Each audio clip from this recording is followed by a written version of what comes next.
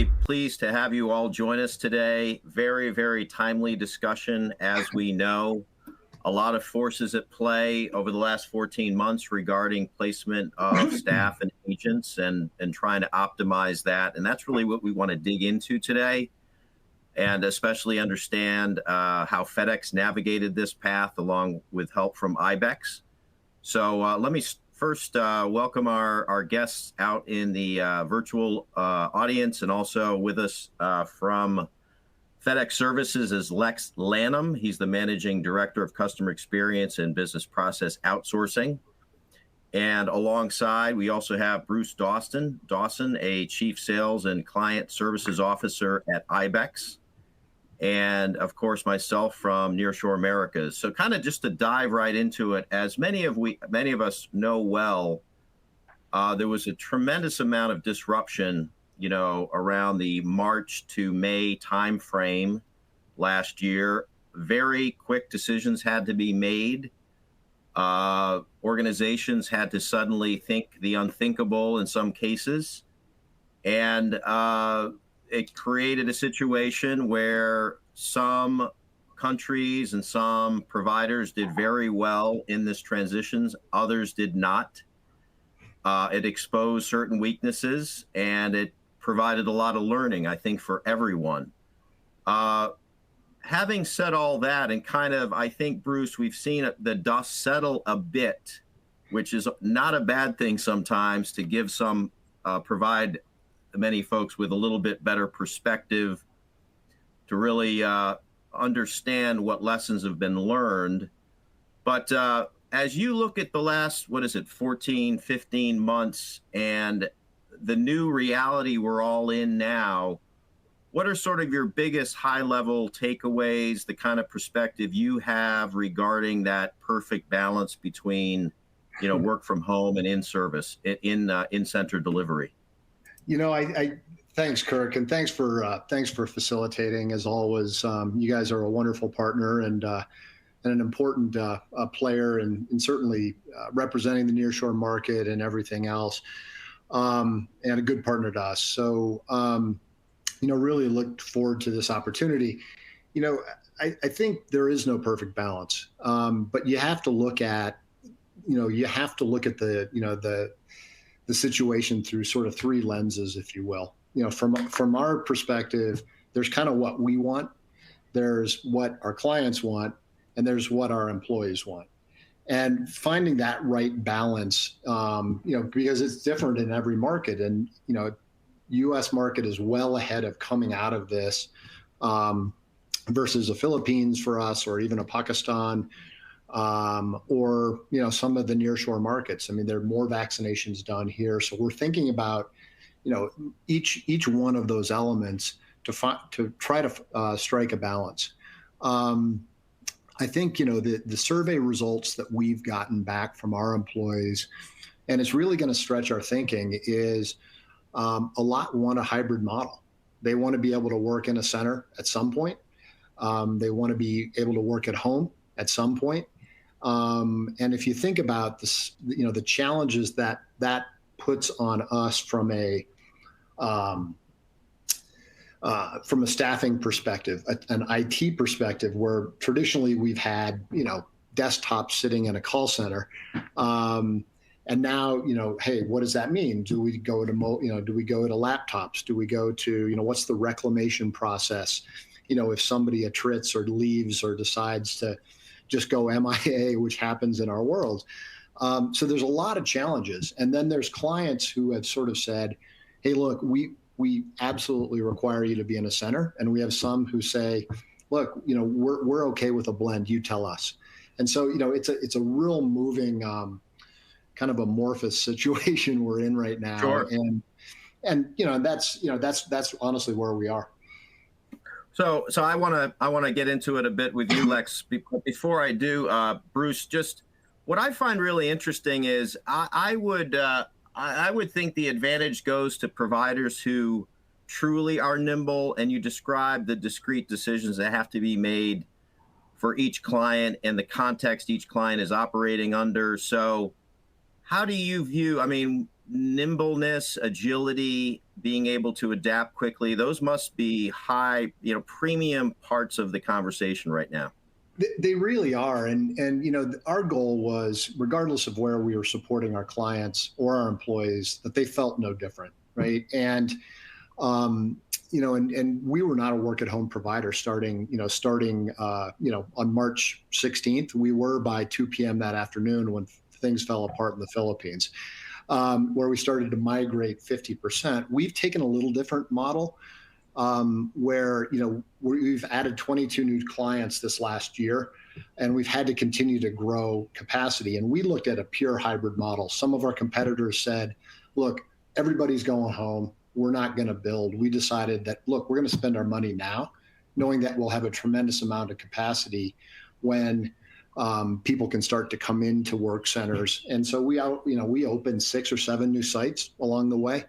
But the nimbleness really came in the fact that, look, we had to build a management system that operated like for like in center, and also to work, for work at home people, so that they got the same experience. We've really built around a hub and smoke model where we can keep the culture by bringing people into centers, training them in center, and then allowing some of them to go home. Some of them have to work in center. That's fine. But it's how we've been able to keep our culture, as tightly contained as possible, because it's really, really important that we connect with our employees because they're supporting our customers. Sure. And so we've taken a little bit of a hybrid model. Awesome. Well, Lex, first of all, we're very pleased you can make some time for us today, and very curious to know how you view the last 14 months of adaptation, where your organization was from a perspective originally on how it viewed work from home and how that might have shifted. Could you walk us through a little bit, especially the early days, of what you saw, what you experienced, what you tried to do to adapt to these circumstances? Sure. Good to be with you, Kirk. It's kind of ironic that we're doing this forum here today, because I think the last person I saw prior to the pandemic starting was Bruce in the Philippines airport. So it's kind of ironic where we come full circle here 16 months later. I think the genesis of the pandemic caught everyone by surprise. I mean, I think if you had come to any of us, whether you're a Fortune 500 company or you're a BPO provider, if somebody come to you January 1 and said, hey, in 90 days, most of your staff will be at home, you would have thought they were crazy. So I think there was a ton of miraculous teamwork and collaboration. I know we at FedEx experienced that with providers such as ibex. I can't begin to express my gratitude to ibex and others for their ability and their flexibility to move quickly, because all of us had a matter of days to get back on our feet. From a historical perspective, FedEx has typically been a couple of different models. We have had some on the badge side of the house with our FedEx badge staff. We have had some at-home work environment for a small portion of our staff, but the vast majority of them were in center, and then all of our BPO providers were in center. So it was really I think it forced us to change the way we thought, because, for those of us who have been in the BPO industry forever, and been in the customer experience delivery business, we like to lay our hands and lay our eyes on the people that are doing the work, right? We don't know about someone that we haven't seen, and so there's a certain degree of challenge, I think, to our personal sense of comfort and with change that has really taught us a lot in the last 15 months. Has it fundamentally changed, Lex, your views and judgments and evaluations of countries going forward relative to CX support and at-home readiness to work?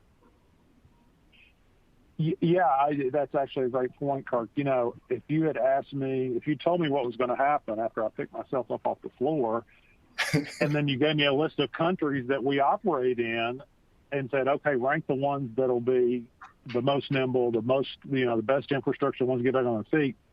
I probably would not have. I mean, I was very surprised, especially in some of the nearshore countries, how strong the infrastructure was.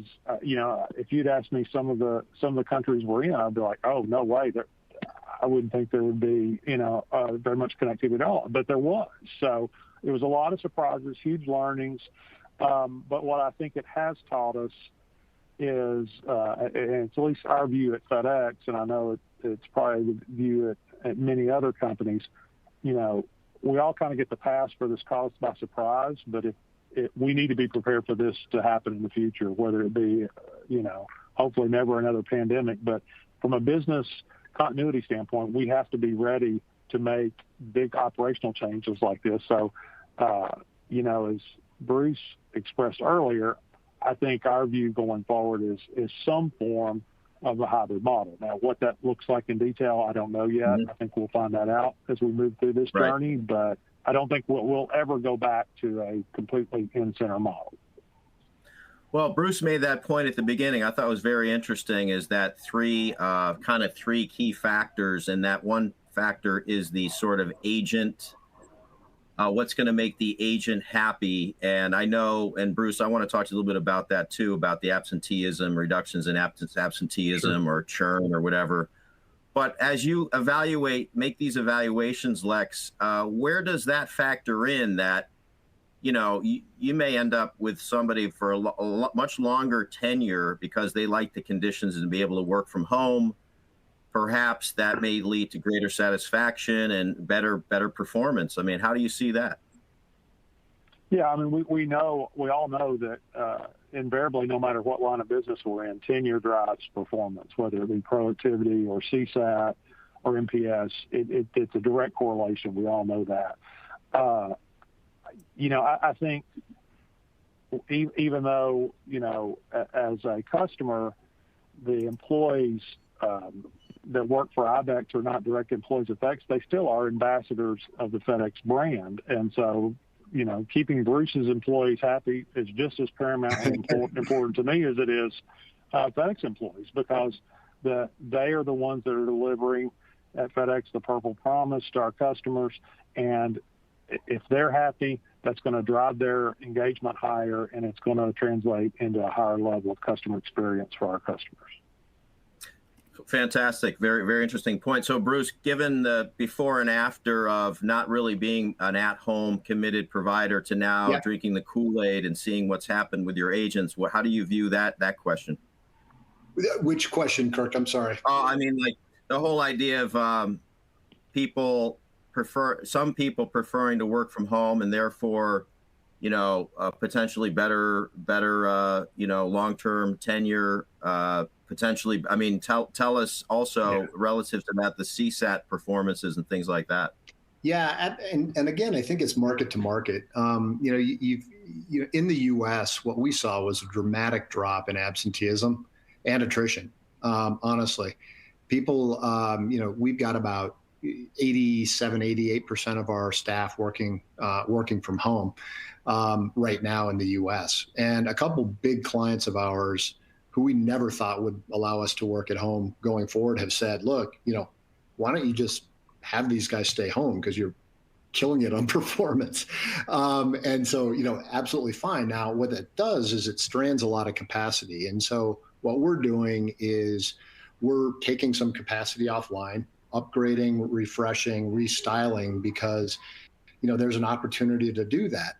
And, I think it'll help us long term. In other markets, Philippines is a very social market. People like to get together.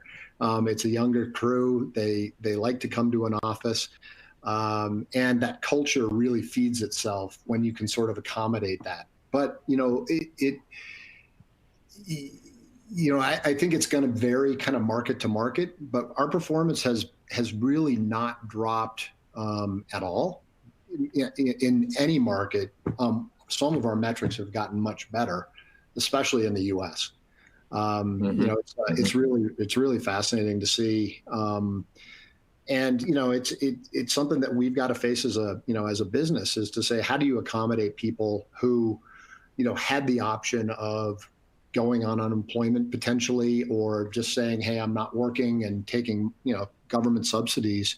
How do you keep them happy? And that's a challenge in the U.S. I think it's what we'll see coming out of August, but it's something that I think about a lot. Is how do you retain a really strong workforce, keep them motivated, and I think some combination of flexibility, building culture, and having them tethered to something, and whether it be a site, right, not just our brand, and not scattered all over, is a really important kind of path we're on, if you will. Would you share for us ramping somebody up, an agent up, work from home versus nearshore or far shore? How much different is that? I mean, Lex made a very interesting point relative to the infrastructure support. We obviously know not every one of these markets, especially in the rural areas or mountainous areas, there might be some challenges there from a broadband perspective. But how much different does it look, your domestic versus non-domestic setups for your agents? It's not a lot different. I mean, the difference is really, how do you get equipment to people? And as an example, in the Philippines, because of lockdowns and roadblocks and everything else, getting hardware to people in the kind of rabbit warrens of what Metro Manila is, that was a big challenge. I mean, we basically became a logistics provider, and I think what was easy, it was easier when the pandemic first started, because basically what you were doing is you were taking people who were already doing the job largely, and you were just putting them in a new environment, getting them internet, subsidizing that, making sure that they had backup power and UPS systems and whatnot. You don't have a lot of that concern in the U.S. You do in Jamaica, you do in Pakistan a little bit, and you do certainly in the Philippines. Nicaragua's got a pretty good infrastructure and not many problems there. And so, I think, but going into the first season, which was really last November, December, where you had to hire a whole lot of people for seasonal work and everything else, that was a little more challenging. But we pulled it off, very, very well. And again, our model is, where we can, we like to try to train in center and then allow people to go home. And that's ideal, because you sort of get the brand connection with ibex, but you also get the brand connection with our customer's brand, and that's the approach we've tried to take where we can. Super big ramps, we've just gone straight to the street. And the way we think about work at home, honestly, because we are a hybrid provider, is it's an earned right, if you will, to have that flexibility. You've got to be able to perform. And if you perform really well, you get more flexibility than if you don't. And we're very transparent about letting our agents know that, hey, look, this is an earned right. If things aren't going so well, we'd like you to come back in, hey, connect, maybe do some more retraining, and then earn the right to go back and work at home. So. Sure. Part of this consideration, Lex, is obviously data protection, data security, that whole conversation around how do I know my customer data is protected. That was probably a big part of the hesitancy historically. How has that topic, how has your organization culturally adapted to those kinds of questions? And where are you today with that part of the conversation?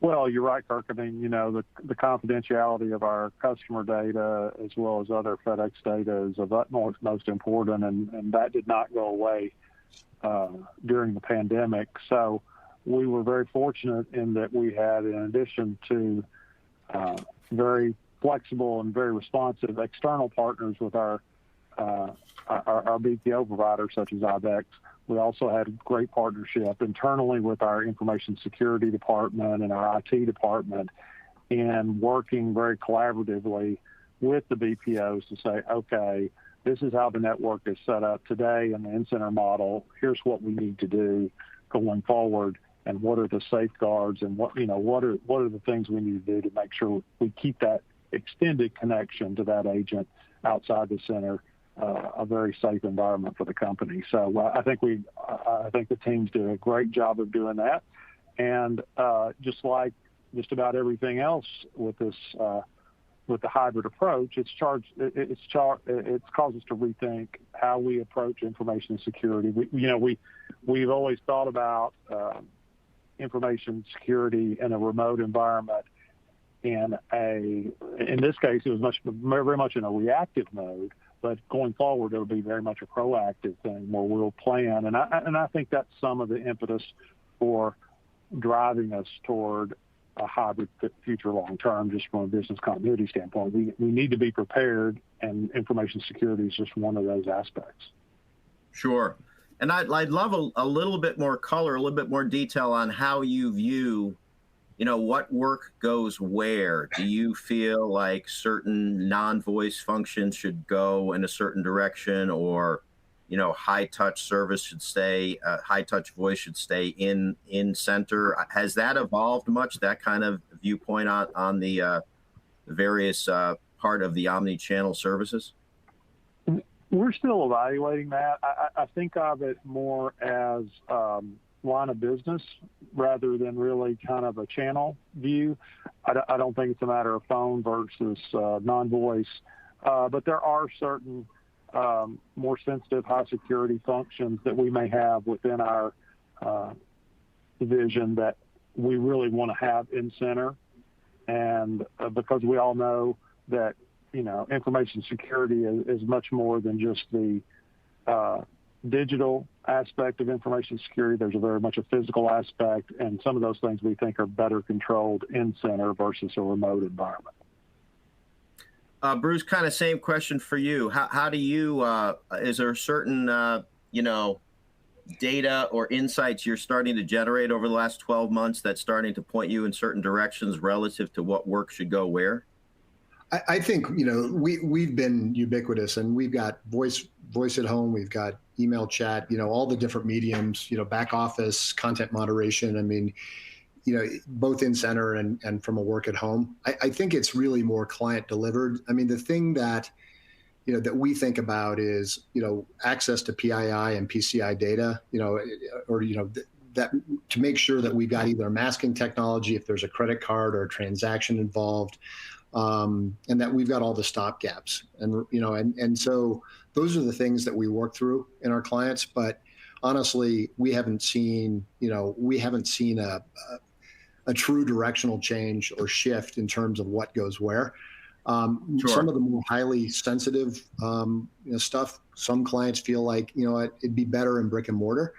But everybody's had to think differently, as Lex mentioned earlier. It's, look, you just got to rewire your brain, in terms of what's acceptable and how we sort of, how we communicate. And that's, that's where the partnership really comes in, and the open dialogue with, our customers. I mean, it's, hey, full transparency. Here's what we're faced with. What do we do? Right. And it's not a silver bullet. I think, and I think Laura had an interesting question, and sure. Jump in on that. Really Yeah. Around, kind of what are, what's the financial impact of one versus other, right? So if you don't have brick and mortar, what does that do, right? And how do we think about it, on the commercial side? And so, on one hand, what we've got is we've got site level costs coming out, but what we add back in is technology to enable somebody to work at home. Generally, it's a few percentage points less. We certainly don't get seat turns with somebody at home. Our capital expense goes higher because it's one machine to one person instead of a shared environment. So there's a lot of moving parts there, but you will see a little bit of benefit from a work at home long term. Yet, and that's why we're trying to rationalize what our capacity looks like, based on sort of what the market will bear. And so if we can reduce some centers or upgrade our centers to help drive some costs down, I will tell you, if you've got really high seat turns, the pricing advantage of putting that in a center where you can, especially as we come out of, the social distancing and everything else, the price advantage of, if you've got a 2.0 seat turn or a 2.4 seat turn, doing that in center, you can drive your price way, way down. So I think it, really depends on members' ops. Thanks for that question, Laura. Always good to see you joining us. Others out there, if you have any questions or comments, please go ahead and send them over into the Q&A part of the console. We'll be happy to get those into the conversation. Obviously, topic near and dear to my heart is Nearshore. Love to know, for you, Lex, had you had much experience Nearshore previous to the crisis? And maybe just a few high level observations you've seen relative to resiliency, performance, overall views. If you want to share about specific markets like Jamaica or Nicaragua, we'd love to hear your insights. Yeah, I'd be glad to. We've had a presence near shore at FedEx for well over 10 years, so it's an area we're very experienced in. We've kind of gradually expanded our footprint. We now have a couple of centers in South America. But I found throughout the crisis, the Latin America region to be very resilient, probably the most stable one if I had to rank them, as far as, which is really unusual because you would expect, there's multiple political and social environments across the different countries. You would expect it to be a wide variety, but a variety, but I found it to be a very consistent performance. Jamaica was a very strong performer for us. Guatemala's been a good performer for us from just a geo standpoint. But I have nothing but positive things to say about the nearshore experience throughout both before and during the pandemic. So, yeah, it's really interesting. Go ahead, Bruce. Yeah. I mean, a lot of our battle was with the individual markets, right? And our goal is to never let a client feel the pain because we're sort of doing the work under the, behind the scenes. But, Jamaica took a really, really tough tact on social distancing. It wasn't 6 feet, it was 9 feet. And it was one machine, one keyboard or one laptop per person. And so there was no, even if you offered to clean it or whatever, I mean, it was very, very restrictive. And so I think a lot of our challenge has been sort of working with the individual markets. In Nicaragua, nobody was allowed to work at home for tax reasons, and working with the government to get through that, to get some latitude, it really, really made a difference. And so each one of the markets and each one of the, even like in the Philippines, the townships, the barangays, they operate differently, and sort of trying to figure out the nuance side. That's where a lot of our energy went. So, the markets, they're micro markets in every one of them, and different townships, all of that stuff. So a lot of nuance because it's a tough question. I mean, it really is a tough question. Yeah, it's a three-dimensional chess in a way that it never used to be. So Lex, what I always find interesting, I have had my share of opportunities to walk the floor in a whole bunch of nearshore markets, probably a fraction of how many times you've done it over the years. But you did say something very interesting at the beginning around, that whole, a whole ability to touch and feel and to be in the room and to just, grasp the energy, the culture of your folks working for the CX partner. That obviously has changed radically. How have you adapted to that? We all are loaded with endless pieces of data in our society today, but isn't there still a piece of it that you'd like to be able to have relative to seeing it in person, getting a feeling in that floor? Yeah, I think that's a great question. I mean, I think all of us, whether it's in our personal or professional lives, have discovered throughout the pandemic that there's no substitution for that physical presence with your coworkers or your family or whoever. So I don't think that's ever going to go away, no matter what model we go to. But, just like I know in most people, we would have never considered, that the majority of our day would be consumed looking into our laptop screen, looking at other people in a variety of places. But I think we've all become Zoom or whatever experts in the last 15 months. And, we try to take advantage of some of those technologies. I know my staff who works with the frontline vendor management teams every day, they've taken advantage of, avenues like Zoom to try to maintain as much of that physical connection as possible. But, I will be very candid and say, there's a lot of people, me included, who are just itching to get back out and see the folks that deliver our business.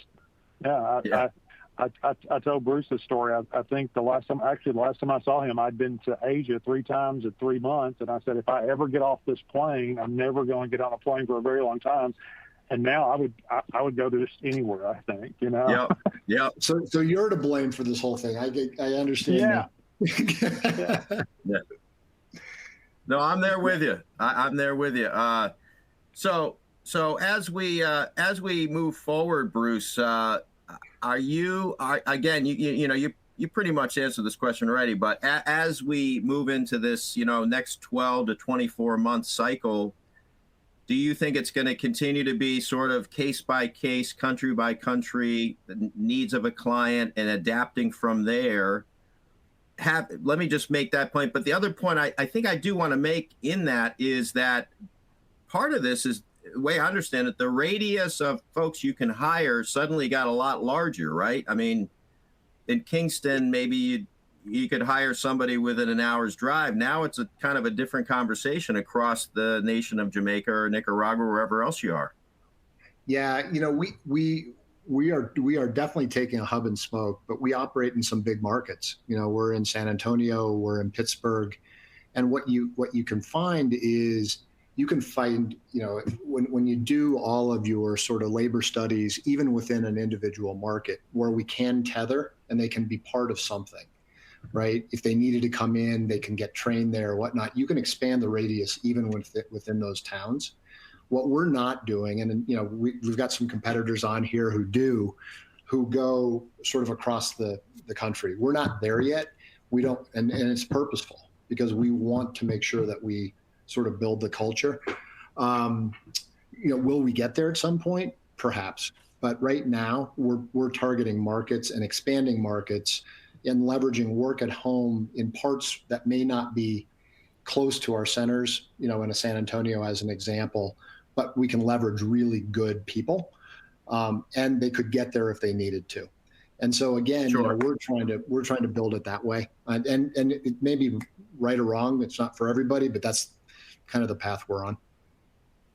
What I'd love to hear your thoughts on, Lex, is we're all familiar with the RFP and the RFI process and kicking the tires on vendors and champion challenger, all that sort of stuff. And by the way, trust means there's a different level of trust here that never existed before relative to truly believing your provider's going to do what they say they do, has the resources at home, is optimized, working from home, everything else. But I guess my long-winded way of asking a question is, as you begin to look at working with other partners or comparing partners, what does that evaluation look like now? What kinds of questions and what kind of measurements are you using now that you may not have used 14 months ago?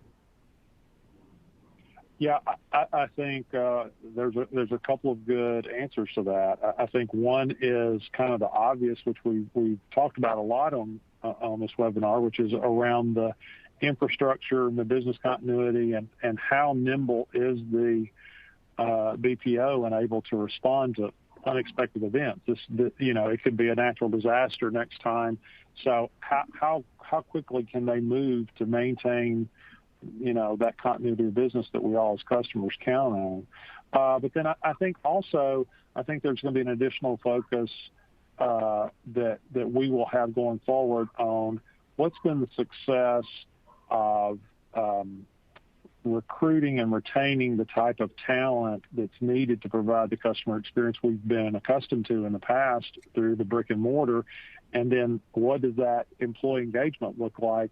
And I can foresee us doing direct comparisons to, tell me what your engagement levels are with your remote/hybrid employees versus your in-center employees, and looking for consistency across those.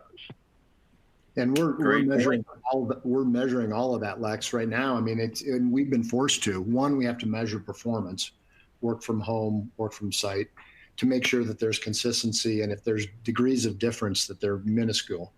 But also the engagement side is who's more engaged, with us as a brand, with our customers as a brand. And so, those, we formalize twice a year kind of those employee engagement studies, but each site is doing them monthly with their folks to really try to keep a finger on the pulse of how are people doing. I do think there's a bit of like you said, Lex, I want to get on a plane and go, to my favorite places too. There's a little bit of burnout, the whole, I can work at home, this is great. I think people are itching to get going. I mean, they really, really are. And so we'll see. I mean, Kirk, I do think we're going to have to be completely nimble. We're going to have clients who absolutely require one or the other. There are going to be some that want more of this, less of that. And we've got to accommodate both. And we've got to be able to do the same for our employees, right? No, so if you don't mind, I want to take off on that a little bit relative to capacity planning. And I know you have it. And I know many members of the ibex team are particularly sharp at this particular area. But as you look for new footprints, existing footprints, expanding existing, opening in new markets, what is the calculus that you're applying now that may not have existed before? Yeah, so I think, look, it depends on market. So we'll expand in Nearshore because we want to and need to as part of our roadmap. And so there's a lot of evaluation going on right now. I think we'll be in new markets in the next 6 to 8 months. And that's just pure growth. In the Philippines, where we've invested ahead, as they come out of the COVID and more people get vaccinated and can start to come back to center and whatnot, we're going to have a lot of capacity. And so we're not going to need to build there. And so we've done the capacity plan against, hey, where are we today with social distancing? Where will we be, post social distancing, not knowing exactly what that time looks like to get there. But because we're growing, we had to place some bets, and we decided to place capital bets to build this hybrid model in a lot of places, knowing that we'll have a lot of capacity. And we think that'll put us at a competitive advantage, as some of these far shore markets and even nearshore markets come out of COVID and more people get vaccinated. We'll be able to be a whole lot more nimble because we've got existing capacity where there's no shortage of people. And that's, that's just how we thought about it. It's just go big, and, and keep knowing that, hey, we've spent our dough, which is good. We don't have to spend any capital for a long time, which is nice. Sure. So Lex, I did notice you've been around in the customer experience. We didn't always call it CX, but you've been around a while. Things seem to be changing very rapidly in the way organizations provide a customer, or build and strengthen their customer relationship, customer engagement. How do you, from the FedEx perspective, what are some of your, medium to long-term goals in terms of continuing to drive better customer experience?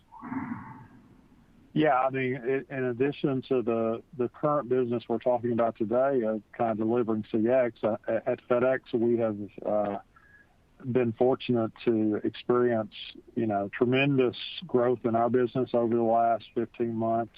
And a lot of that comes back to the e-commerce market. Yeah. And so, historically, companies like ourselves and UPS, we would get a huge chunk of our business from the B2B market.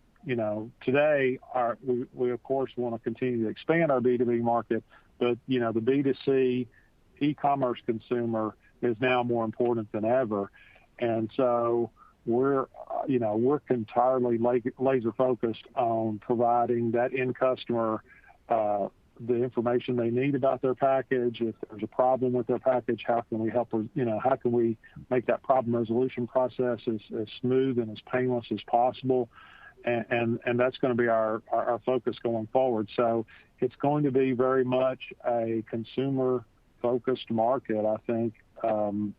As we come out of that, I think that's a societal change that probably will not go back. That people have figured out there's ways to order things at home. There's no reason to go to Target or Walmart. So we think that changes a lot. So, but we're very positive about it. I think the thing that a lot of folks in the U.S., I think the different countries' progress in battling the pandemic, I think a lot of folks in the U.S. think, oh, well, things are back to normal. We're starting to get out. We're even seeing some, people come back to work. The pandemic is still very much an ongoing battle in many of the markets we operate in. And, that unfortunately, that's probably not going to change, in the near term. So, we're very much in it for the long haul and look forward to working with, ibex and others and say, okay, how can we take what we've learned here and transform the way we do business going forward? Yeah, very interesting. Yeah. Bruce, what are your thoughts on that? Yeah. No, I think you're absolutely right. I mean, our observation was like American consumers were really tolerant early stages of the pandemic around, hold times and wait times and everything else. The shine came off of that for season. And everybody's expecting, when they're expecting a package from FedEx, they're expecting it to be there, right? And they're expecting, and FedEx is expecting us to deliver great service. And so, we quickly got out of the honeymoon period of Americans being nice, and quickly into the, I need my stuff, right? And I want you to guarantee that it's going to get there. And so I think but to Lex's point, I mean, I think all the work we're doing in BI is around complexity. What are the things that make it tough to do, to do a transaction, to get something, and how do we architect, ease into the CX experience and take the noise out of it. And so, that's where we're spending a lot of our time and energy, is to try to perfect that, as we get into life cycle, just to take the noise away. And we're seeing really, really good results. And that's the fun part of the business, honestly. The call center business is the call center business, but when we can help sort of re-engineer a process and really drive savings and drive customer ease, that's the fun part, especially when you've been doing this for 29 years. So is that all, Bruce? That's all. Good run. That's a good run. Yeah. Well, this is a super, super interesting conversation. I would, first of all, just want to say thanks, Lex. I know how busy you must be. So we really appreciate your time. Absolutely. And our good friends at ibex and Bruce, we so much appreciate your support of this program. For our viewers out in the audience, we'll be sending you follow-up information. You'll have an archived link to this discussion, as well as some more information on resources, including a recently completed ebook we've done with ibex. It's a wonderful document to use as a resource. And I think with that, we appreciate your time. And I want to wish everyone a great July 4th weekend, hopefully with a lot of friends and family, getting back into what we like to all do, is spend some time face-to-face. So thanks, everyone, for joining, and we'll catch up with you next time. Fantastic. Thank you, Kurt. Thank you, Lex, very much. Look forward to seeing you soon. Thank you.